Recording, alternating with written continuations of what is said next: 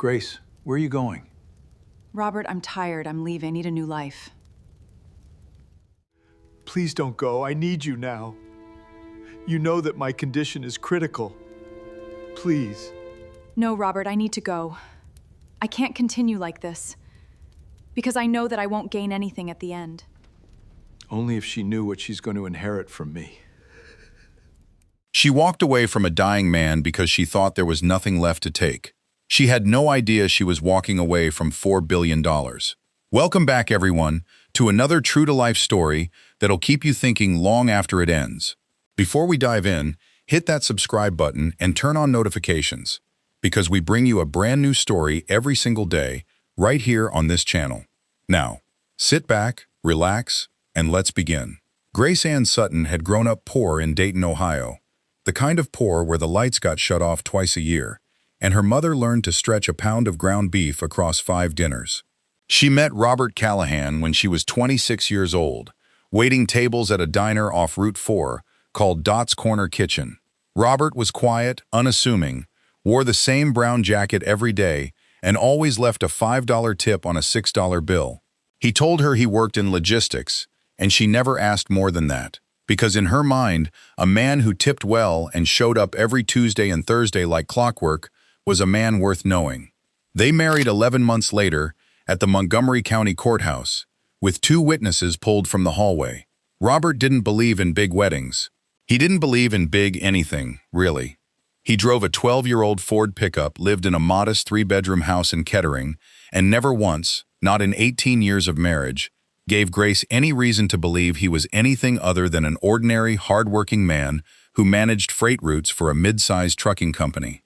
What Grace didn't know, what nobody outside of a small circle of lawyers, accountants, and one deeply loyal older brother knew, was that Robert Callahan was the sole owner of Meridian Continental Logistics Group, a freight and shipping conglomerate that operated in 14 states and 3 countries. Robert had built it from a single truck he bought at 19 years old into an empire worth just north of $4 billion. And he had done it all while wearing the same brown jacket and eating meatloaf at Dot's Corner Kitchen. Because Robert Callahan believed, with his whole heart, that money changed people, and he wanted, more than anything else in this world, to be loved for exactly who he was, and not for what he had. He kept the truth from Grace, not out of malice, but out of fear. His own father had been a wealthy man in Toledo, and Robert had watched that wealth turn his parents' marriage into a business transaction. Watched his mother stay married to a man she despised, because leaving would have cost her the house, the cars, the country club membership. Robert swore he would never let money poison a marriage the way it poisoned his childhood home. So he hid it. He paid himself a modest 6-figure salary from the company, kept the rest locked away in trusts and holding companies with names Grace would never think to look up, and lived, for all outward appearances, like any other man in Kettering, Ohio. For 15 years it worked. Grace loved him, or believed she did, and Robert believed her love was real because it had never been tested by money. But in the 16th year of their marriage, everything changed, and it changed in a way that would test not just their marriage, but the depths of who Grace Sutton really was, underneath all that Ohio charm. It started with a stumble. Robert, then 54 years old, tripped over nothing on the kitchen tile one October morning and couldn't quite explain why his left leg hadn't listened to him. Grace laughed it off. He laughed it off too. But the stumbles kept coming, and then came the slurred word here and there, the fatigue that didn't lift with sleep, the trouble buttoning his shirt. By the following spring, after months of tests at Miami Valley Hospital and then a referral to a specialist in Columbus, Robert sat in a sterile office and was told 3 words that would rewrite the rest of his life.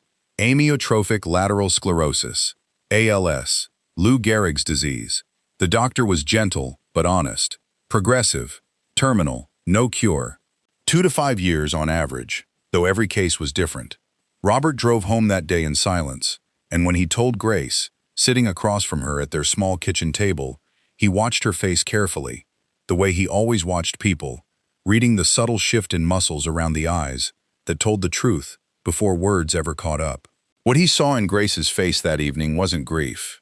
It was calculation. She didn't voice it then, not yet. In the beginning, she played the part well. She researched ALS on her phone late at night. She went with him to appointments. She cried in the car afterward in a way that seemed convincing enough. But convincing and true are two very different things, and Robert, sick as he was, had spent 35 years reading people in boardrooms and negotiation tables, and he knew, deep down, exactly what he was looking at. Grace Sutton had married a diner-tipping truck logistics guy she believed she could grow old comfortably with. She had not signed up to become a full-time caretaker for a man who would, within a few short years, lose his ability to walk, to speak clearly, to feed himself. She had not signed up for hospital bills, for wheelchair ramps, for the slow, grinding erosion of the life she thought she was building. The disease progressed faster than the doctors initially predicted. Within 18 months, Robert needed a cane. Within 2 years, a wheelchair.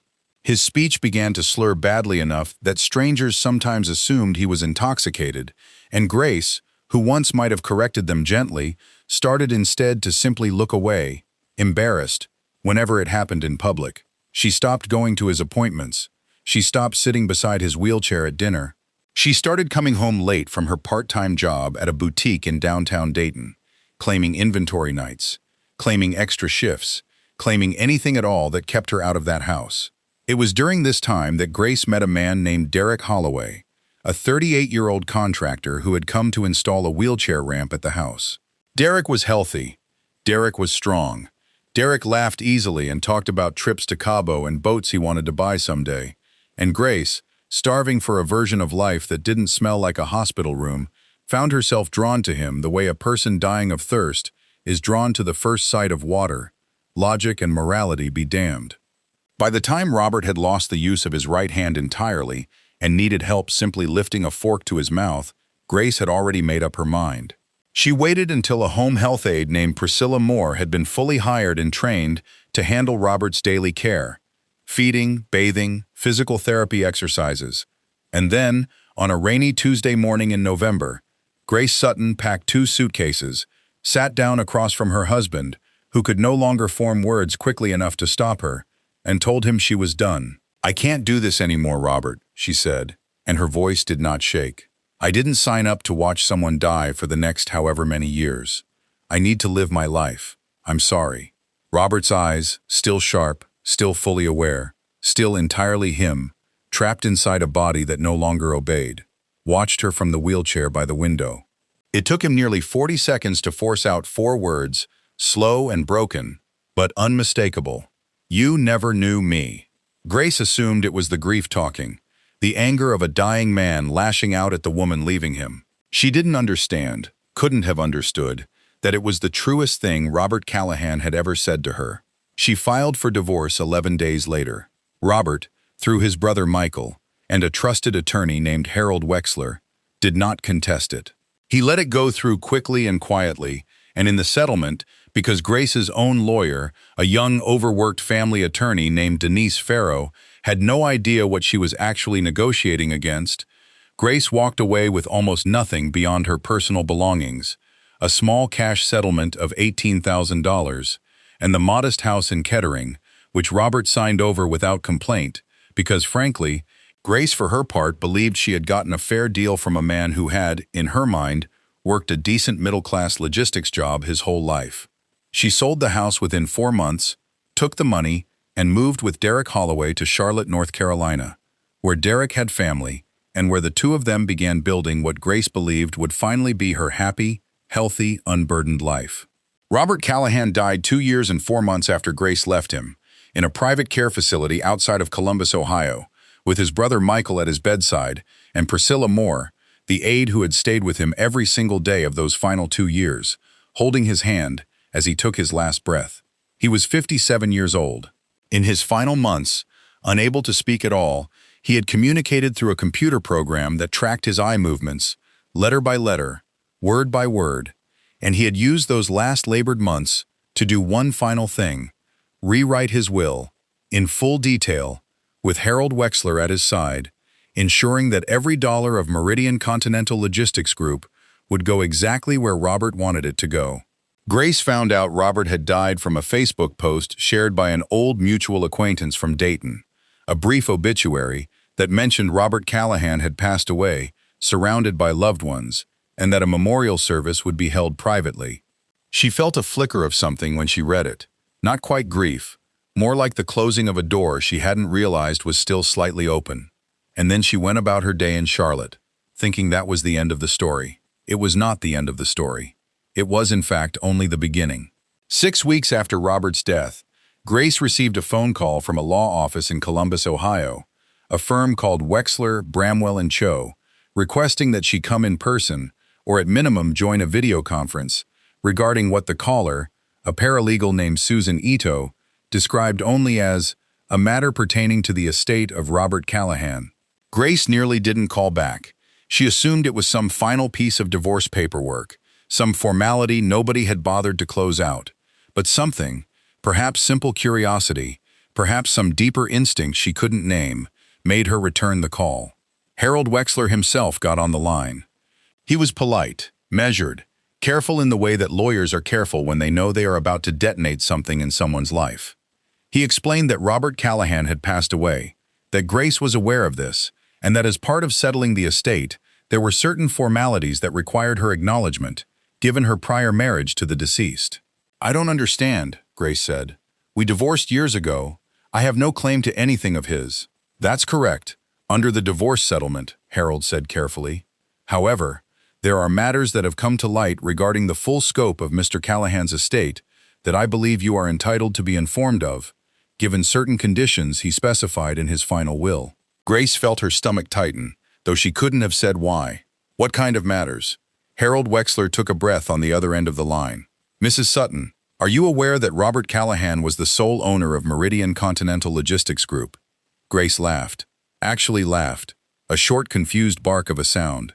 "Robert worked in logistics. He drove freight routes. He managed schedules. He wasn't an owner of anything. We didn't have money, Mr. Wexler.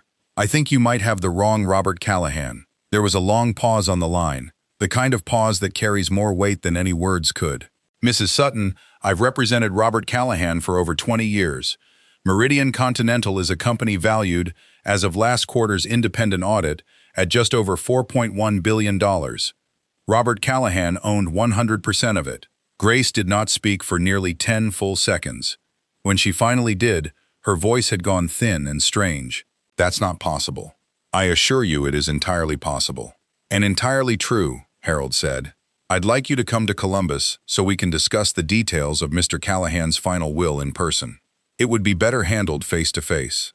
Grace booked a flight from Charlotte to Columbus 2 days later. She told Derek she'd be back by the weekend, that it was probably nothing, some old life insurance policy paperwork or a retirement account she'd forgotten about. But the entire flight, she stared out the window at the clouds below and felt something twist inside her that she hadn't felt in years. The unmistakable, electric pull of an opportunity she had not seen coming. By the time her plane landed, Grace Sutton was no longer thinking about Robert Callahan, the dying man in the wheelchair she had left behind in the rain. She was thinking about $4 billion, and whatever small, guilty part of her that still remembered loving him had already been buried beneath the weight of that number. The offices of Wexler, Bramwell & Cho occupied the entire top floor of a glass building in downtown Columbus, and Grace felt distinctly out of place walking through the polished lobby in the blazer she'd bought specifically for this meeting, trying to look like a woman who belonged among wealth rather than a woman who had once waited tables at a diner off Route 4. Harold Wexler met her personally, a tall, silver-haired man in his 60s with the calm, unreadable demeanor of someone who had delivered both wonderful and devastating news to clients for decades and had learned not to let his face give away which was coming.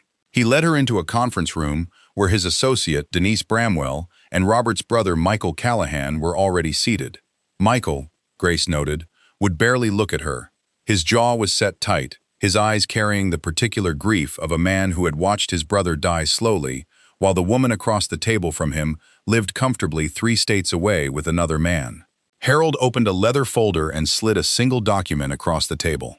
"I want to walk you through this carefully, Mrs. Sutton," he said, "because the terms are specific, and I don't want any confusion." "Please," Grace said, "just tell me." Harold nodded.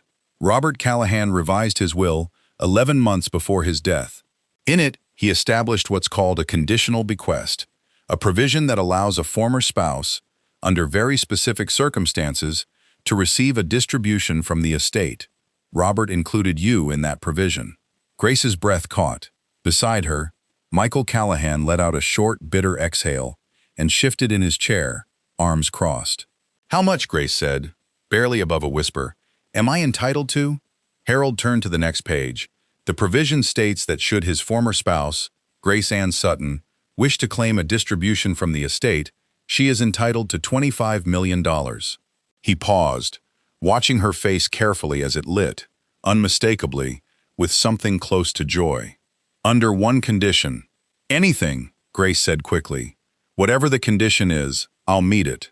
Harold folded his hands on the table. "The condition is that you must first sit through, in this room, in full, an audio recording that Robert made in the final months of his illness, using an eye-tracking speech device, specifically addressed to you. He requested, quite insistently, in his final instructions to me, that this recording be played for you in its entirety before any funds are released. If you refuse to listen to it, the $25 million is instead redirected, in full, to a fund he established for ALS research and caregiver support, administered in partnership with Priscilla Moore, the woman who cared for him in his final 2 years.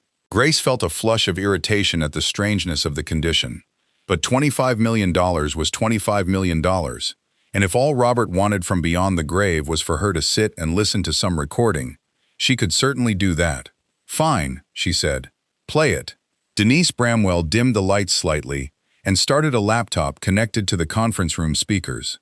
There was a moment of static, then the slow, halting, robotic yet familiar cadence of a voice generated word by word from Robert's eye movements.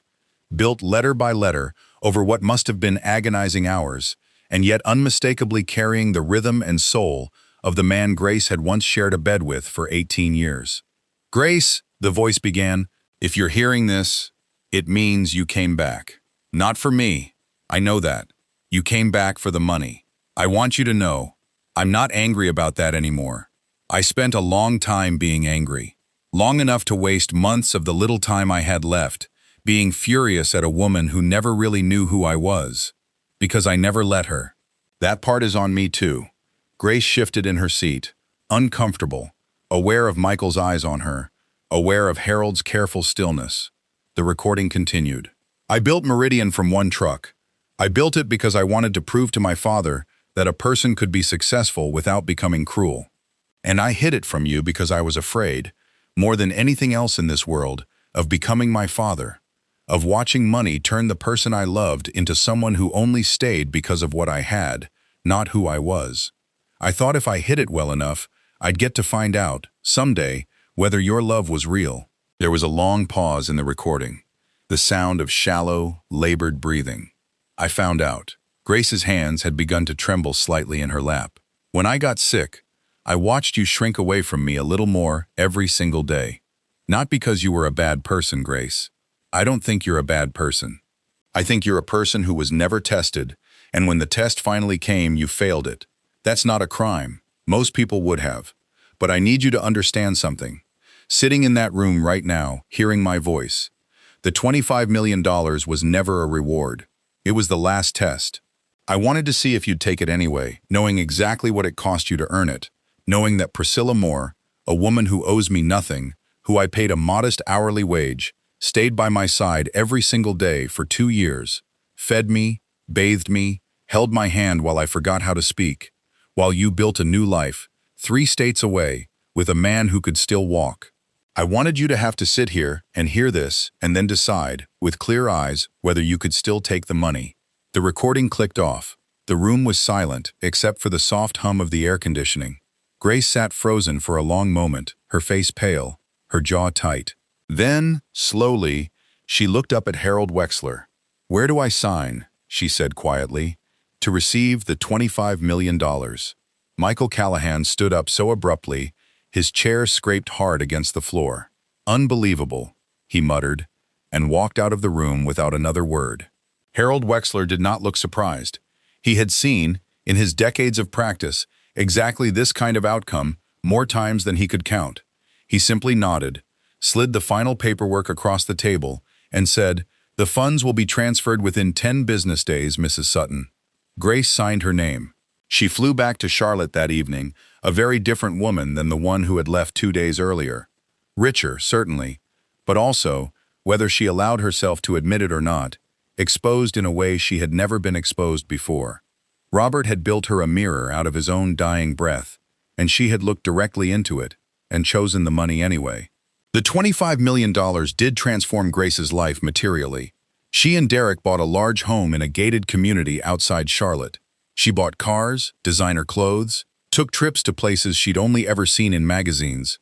But something had shifted in her that money couldn't smooth over. Derek noticed it within the first year. A new brittleness in her, a tendency to snap at kindness, a habit of watching people a beat too long, as though searching their faces for the same calculation Robert had once found in hers. Their relationship, built originally on ease and lightness, grew strained under the weight of Grace's restlessness. Within 3 years, Derek left her too, telling her in words that echoed with an eerie familiarity that he didn't feel like she was ever really present, that some part of her seemed to be always somewhere else, replaying something she couldn't undo. Meanwhile, the remaining $4 billion of Meridian Continental Logistics Group passed, according to the fully finalized terms of Robert's will, into a trust that funded ALS research centers across 6 states, established full scholarship programs for children of long-haul truck drivers, and set up a permanent, generously endowed position for Priscilla Moore, the aide who had never once asked Robert for anything beyond her hourly wage, as director of a caregiver support foundation bearing his name. Priscilla, by all accounts from those who later spoke about her, never sought recognition for the care she gave Robert. She simply gave it, every single day, without condition, because that was who she was, the same person on her hardest day as on her easiest one. Grace Sutton, years later, living comfortably but alone in her large house outside Charlotte, would sometimes tell people, when the wine had loosened her tongue enough, about the strange final test her first husband had left her, how she'd passed the test that made her rich and failed the one that would have made her, perhaps, at peace. There's a version of this story, friends, that plays out in quiet ways in ordinary families all across this country every single year, not with billions of dollars, but with the same essential question underneath it. What do we do when the people we love stop being convenient? Do we stay because love means showing up, especially when it's hardest? Or do we leave, telling ourselves it's about self-preservation, when really, if we're honest with ourselves, it's about comfort? Robert Callahan spent his whole life afraid that money would reveal the truth about the people around him, and in the end, it did exactly that, for better and for worse. Grace got her $25 million, but she also got the one thing money can never buy back, the certainty, spoken in her dying husband's own voice, that she had been tested, and that she had chosen exactly what he feared she would choose. If there's one piece of advice worth taking from Robert and Grace's story, it's this: the truest measure of a person isn't how they treat you when everything is easy. It's how they show up when everything is falling apart. Loyalty isn't proven in comfort. It's proven in the hospital rooms, in the hard years, in the moments when leaving would be so much easier than staying. If you have people in your life who have stayed through your hardest seasons, the ones who held your hand when you couldn't hold anything back, tell them today, in whatever way you can, that you see them and you're grateful for them. And if you're the one who's been tempted to walk away when things got difficult, ask yourself honestly what Robert asked Grace to ask herself. Is this truly about what I can no longer give, or is it about what I'm simply no longer willing to give? That answer matters more than any inheritance ever could. If this story moved you, made you think, or reminded you of someone in your own life, do us a favor and hit that like button. Drop a comment down below telling us what you would have done in Grace's position. And if you haven't already, subscribe to this channel so you never miss one of our stories. We post new ones every week, and we'd love to have you back with us. Thank you so much for watching, and we'll see you in the next one. Please subscribe to my YouTube channel and support me. Thank you so much. I love you all. Bye!